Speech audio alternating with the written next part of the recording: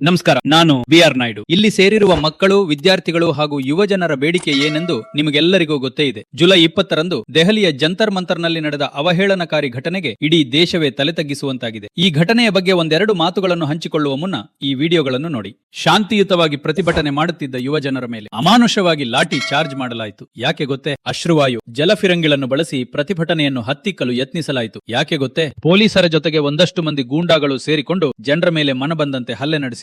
ಯಾಕೆ ಗೊತ್ತೇ? ಮಹಿಳೆಯರು, ಮಕ್ಕಳು, ಅಂಗವಿಕಲರು, ವೃದ್ಧರು ಎಂದೂ ಸಹ ನೋಡದೆ ಅವರ ಮೇಲೆ ರಾಕ್ಷಸೀಯ ರೀತಿಯಲ್ಲಿ ಹಲ್ಲೆ ನಡೆಸಲಾಯಿತು. ಯಾಕೆ ಗೊತ್ತೇ? ಪ್ರತಿಭಟನಾಕಾರರ ಮೇಲೆ ಅಪವಾದ ಹೊರಿಸಲು ಕಲ್ಲು ತುಂಬಿದ ಟ್ರಕ್ ಕೂಡ ತಂದು ಇರಿಸಲಾಗಿತ್ತು. ಯಾಕೆ ಗೊತ್ತೇ? ಸ್ವತಃ ಪೊಲೀಸರೇ ಪ್ರತಿಭಟನಾಕಾರರ ಮೇಲೆ ಕಲ್ಲು ತೂರಾಟ ನಡೆಸಿ ತಮ್ಮ ವೃತ್ತಿ ಗೌರವಕ್ಕೆ ಕಳಂಕ ತಂದವರಂತೆ ವರ್ತಿಸಿದ್ರು. ಯಾಕೆ ಗೊತ್ತೇ? ಯಾವುದೇ ನೇಮ್ ಪ್ಲೇಟ್ ಇಲ್ಲದೆ ತಮ್ಮ ಹೆಸರು ಗುರುತು ಮರೆಮಾಚಿಕೊಂಡಿದ್ದ ಪೊಲೀಸರು ಕೈಮುಗಿದು ಬೇಡಿಕೊಂಡರೂ ಸಹ ಬಿಡದೆ ಹೊಡೆದು ಹಾಕಿದ್ರು. ಯಾಕೆ ಗೊತ್ತೇ?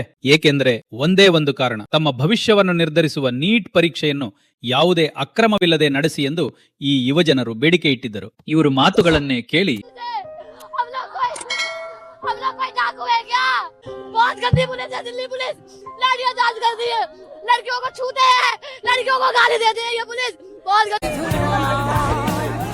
देखो, बीजेपी प्रो हो, कांग्रेस प्रो हो, मैटर नहीं करता. मैटर ये करता है कि किस मुद्दे पे सवाल उठाए जा रहे हैं. आप उस मुद्दे को सपोर्ट करिए. मैं ये नहीं कहती कि आप सीजेपी को वो करो, सपोर्ट करो, बीजेपी को करो. आपकी अपनी पॉलिटिकल आइडियोलॉजी हो सकती है, लेकिन अगर आप सवाल नहीं कर रहे हो गवर्नमेंट से, तो आप सबसे बड़े एंटी नेशनल हो. अंधेरों से लड़कर हम उजाले लाने वाले, यही जो थके बैठ गए वो मंजिल पाए कैसे, पसीने की बूंदों से हम सपने सींचने वाले, यही बदलेगा.